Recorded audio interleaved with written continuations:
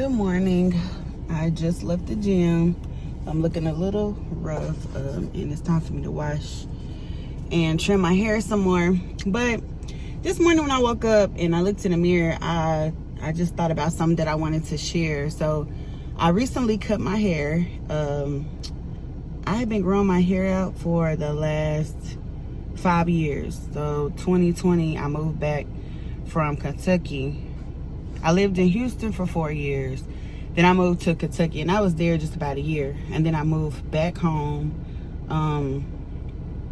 really to start a family with my husband. And my hair was short, and my husband always, like, we were high school sweethearts. So he's so used to me having my hair long. So he used to say little stuff like, I like it when your hair long, like you should grow your hair back out. So upon us like getting back together and me moving back home, I started growing my hair back out. Not really for me, because I liked my hair short. I didn't wear it like natural like this, but I wore it, I had a perm and the top was fuller and I would flip, but I liked it. I liked it because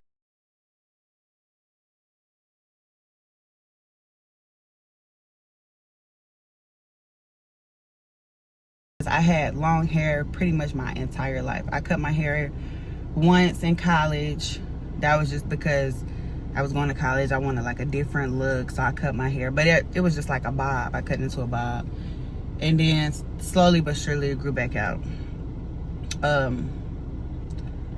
But I just started thinking, and yes, I cut my hair because I wanted a new look. And my longer hair, with me kind of going through, my baby's about to be 2, so I've gone through like the postpartum. I went through just outright depression because of some things I'll share later. I wasn't doing anything with my long hair. It became like baggage, really. Like, my hair was healthy, so I won't complain, because I know it's a lot of women that struggle with alopecia and other things that, you know, break their hair off. It's thin, it doesn't grow. So I'm very grateful for having healthy hair. But it represented more than just hair when I cut it off. It represented the phases of my life where I did things for other people, and not necessarily things that always made me happy, or I went over and beyond to make those around me happy or comfortable.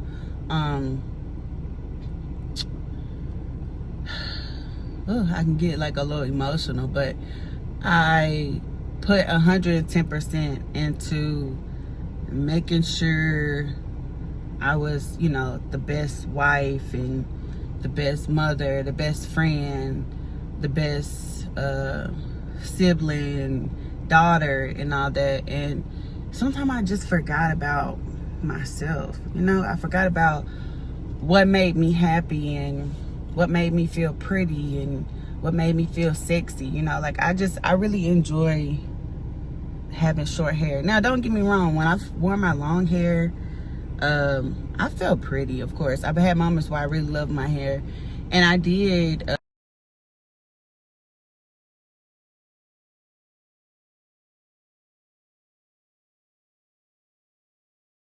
say once I got pregnant, I was like, okay, well, I'm gonna continue growing my hair until after I have my baby, and my baby will be 2 in October. So I got to a point where I even started to dream about me cutting my hair, and I started to feel like God was just like, girl, cut your hair, cut it, do what makes you happy, don't wait for the person. Then it became, well, I'm too heavy, like I'm too heavy set.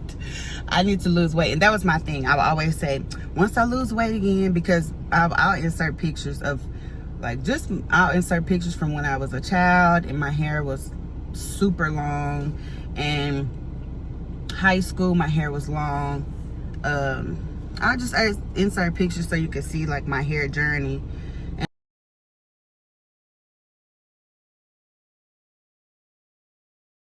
And then I insert some of the pictures where my hair was short, and I just loved it. I don't know. I feel like, but I was smaller. I was in better shape. I was more proud of how I looked as far as my shape and my weight and stuff. So my hair just was just, you know, just added so much to it. And so that's another thing I put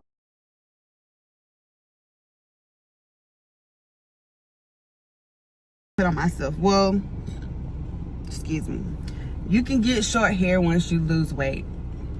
So over the last 5 years, I've struggled up and down with my weight for different reasons. Some was PCOS, some was stress, depression, just a lot of different things went on that has made it difficult for me to, and I had a baby within those 5 years.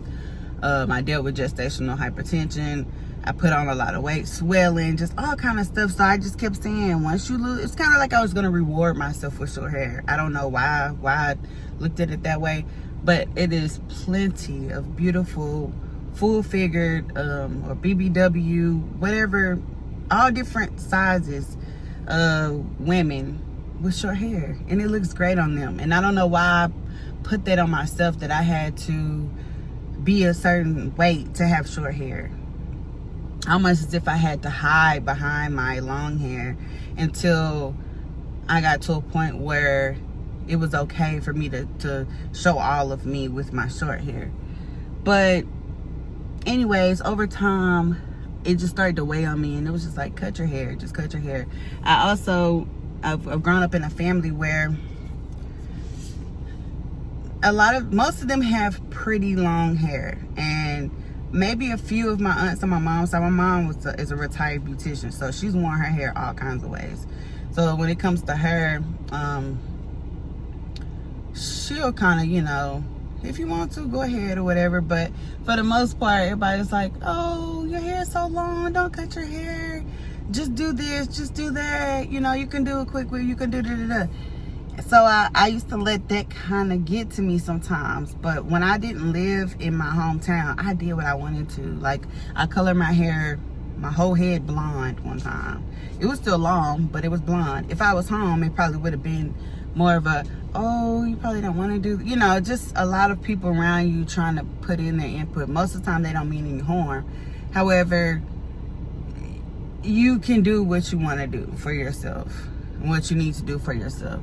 So this time, I had a couple dreams about it. After I kind of had asked, I sent one of my cousins a picture, which to me, she's a lot like me. She grew up with the long hair, real pretty hair. Her hair is beautiful. Her daughter has beautiful long hair. It runs in our family. But she's done stuff that I, like she has like the undercut, like all of this cut off. And she kept her hair long on top for a while, then she cut it short. But I guess in a sense, we kind of, I won't say we're the rebels, because I have cousins that have dreads, that have cut off their hair. But anyway, she's one I sent the message to, and I was like, what do you think? I sent her a picture of a style similar to this, and she was like, well, just like, go to sleep on this tonight, pray about it, and then see how you feel in the morning. And that's what I did. And I woke up and I sent my beautician a picture. I think I sent my beautician a picture around the same time I sent her a picture. And then my beautician was like, oh yeah, we can do that. And I went like the next day and got it cut off. And the crazy thing was that I colored my hair. If you can see, like I have this, these two-tone. Well, you can't see it as much, but like this side is blonde and this is like ginger. So, I colored my long hair, and I remember seeing it. She had suppressed it, and it was so pretty, but I just still felt like this is not it. Like, this is not it. I need something else. It's like I was trying to get around cutting my hair, but that's what I needed. I needed to cut it. I needed to release all of the baggage from the last several years that I gave so much of myself to other people. I did a lot of stuff for other people. I poured into other people more than I poured into myself. I went over and beyond to be, you know, the best it's so many things that I really just forgot about me, honestly. And cutting my hair was just the start of releasing a lot of that. Like, just starting over and saying, okay, these next few years are going to be about you and your son, and doing what's best for you, doing what makes you happy. Of course, always keeping his best interest in mind, but overall, a happy mom can be a happy mother, and a happy mother can, I don't know how to say it, but it rubs off on your child. I don't know, I can't get my words together. But when a mother is happy, then the child is happy. I mean, that bad energy can rub off without saying anything. I remember having nights where I was really like fighting with depression real bad, and I remember telling my mom, I was like, it's like he's just flipping all over the place, and he's getting up and turning over, and I don't know what's going on with him. And then she was like, it's probably you. And I was thinking, but I'm not doing anything. I'm just laying. I was doing a lot. My mind was going like this. I could barely sleep. But I was, I'm not realizing that negative energy was rubbing off on him. So now I'm just so very aware and cautious of that I'm making sure I put myself first, and I'm not pouring from an empty cup. So hopefully I haven't just rambled, and there are other people that can resonate with this, but I'm gonna cut more of my hair off because it's still a little more, it grows really fast. It's still a little more than I would like to manage. But at the end of the day, cut your hair, sis. Cut your hair. If you really want to cut your hair and give yourself a different look and give yourself a new start, don't wait. Do not wait. Do not wait for the perfect weight, or somebody else to approve of you doing it, whether that's your mother, your grandmother, your spouse. Like, it's not to say you don't want to do things that make your spouse happy, but you cannot put yourself on the back burner completely and do everything to make somebody else happy. You just cannot, because it becomes draining. And if you're not being poured into the same way you're pouring into that person, you're going to end up on empty. And it's just, there is no pouring from an empty cup. There isn't. So, yeah. So this, as y'all know, I'm on a weight loss journey also. And I'm taking that one day at a time. I'm setting small goals. But this haircut has just been more than just hair. As they say, oh, it's just hair and it will grow back. And I believe that is very true. But cutting my hair represented so much more than just a new start. And it just represented putting myself first again, which is something I've done. It's crazy because even when I lived out of town, I was still like a go-to person for a lot of people, because when you're single and you're doing well for yourself, in people's mind, you always got it, so the first person to call when they need something is you. Oh, she don't have any kids yet. This before I had my son. She's single and she got a good job. Let me see if I can borrow this. Let me see if she can do that. And that was okay for a while, but eventually it's like, okay, I'm not responsible for anybody but myself at the end of the day. I can look out, but even now I have a child and I have a lot more responsibility, and things are not how they used to be. And people still think I'm that person for them, and I'm not. And it's okay to look out from time to time, but people will start to think that they're entitled to what you have because you have it, and that's a whole nother story.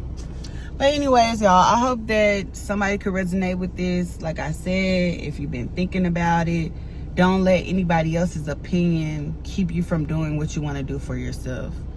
cut your hair. If that man love you, he gonna love you with long hair, short hair, whatever. And if he needs to see the long hair, throw a wig on your head. But at the end of the day, do what makes you happy. So if you've been thinking about it, cut your hair, sis. Y'all have a good day.